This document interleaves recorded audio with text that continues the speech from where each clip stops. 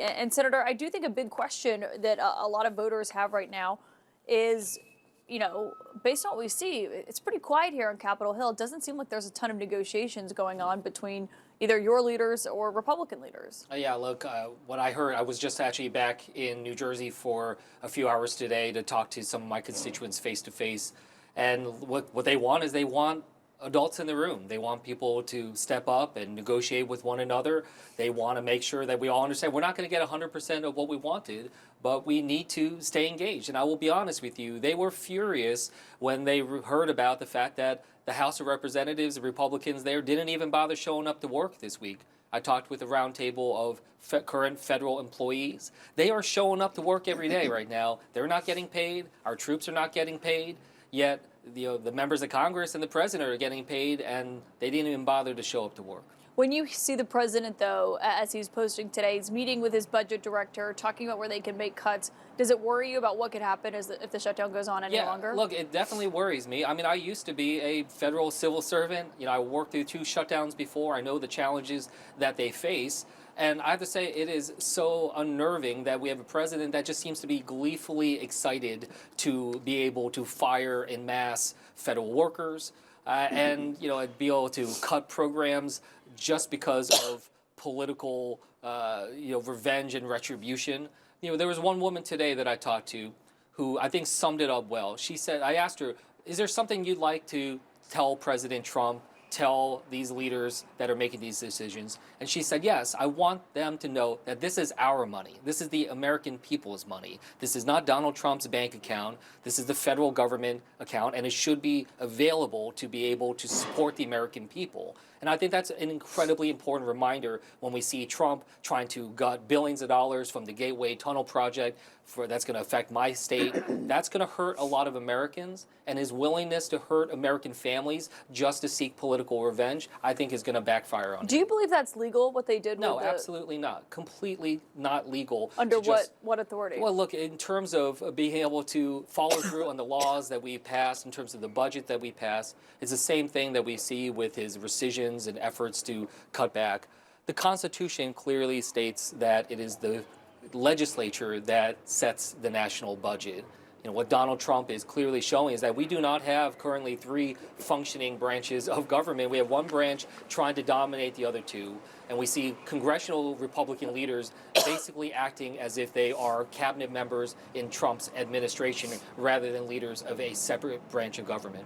If it's not legal, what is the recourse for something like that? Yeah, look, I've been engaging with my governor, attorney general, and we're engaging with New York as well to come up with a plan here on legal action to be able to take.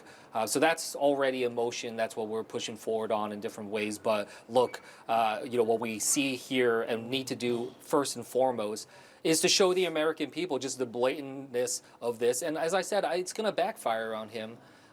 People don't like this mafia tactic of just trying to strong arm and, again, using taxpayer dollars to make political points, violating the Hatch Act left and right. And right now we have a election in New Jersey. We're one of 2 states that has a governor election. And I'll be honest with you, with this effort that he's trying to do to block funding for the Gateway, I think he just lost the Republicans' chances in winning the governorship in New Jersey. You think this will help? Because they basically, for people, they've pulled the infrastructure funding for these 2 projects.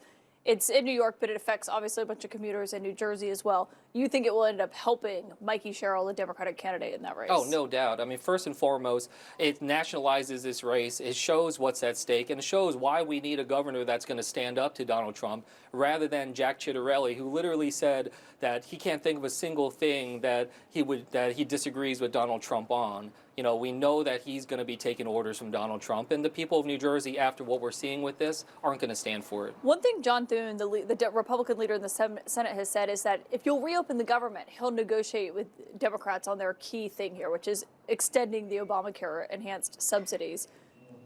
Do you believe that's a route that the Democrats could take here? If that's really what you ultimately want? We had all the opportunity to do so beforehand. I didn't see him take up that and be able to open negotiations in that way. What we also see right now is we're on a precipice here.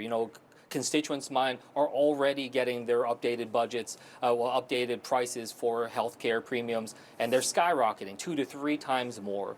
The number of people I talk to Lucinda, who called into a town hall, told me there's no way that she can be able to afford her new premiums. The open enrollment starts in just a few weeks. Yeah. We need to move forward on this with haste. How long do you believe this shutdown could go on for? Because the White House seems to be pretty optimistic that 5 more of your colleagues are going to fold next week and vote yes. Yeah, look, what I saw when I was on the floor of the House, the floor of the Senate yesterday, is we had a talk with bipartisan talk, a number of the senators, and I heard a lot of Republican senators saying that they're concerned about the ACA prices going up. They're hearing it from their own constituents. So I think they're the ones that are feeling the pressure. There's a reason why Speaker Johnson didn't bring the House into session. It's because he doesn't want the Republican House members to talk about health care because they know they're on the wrong side of this. He knows that a number of his Republican House members actually want to vote for ACA support for their constituents because they know that they're probably going to lose their seat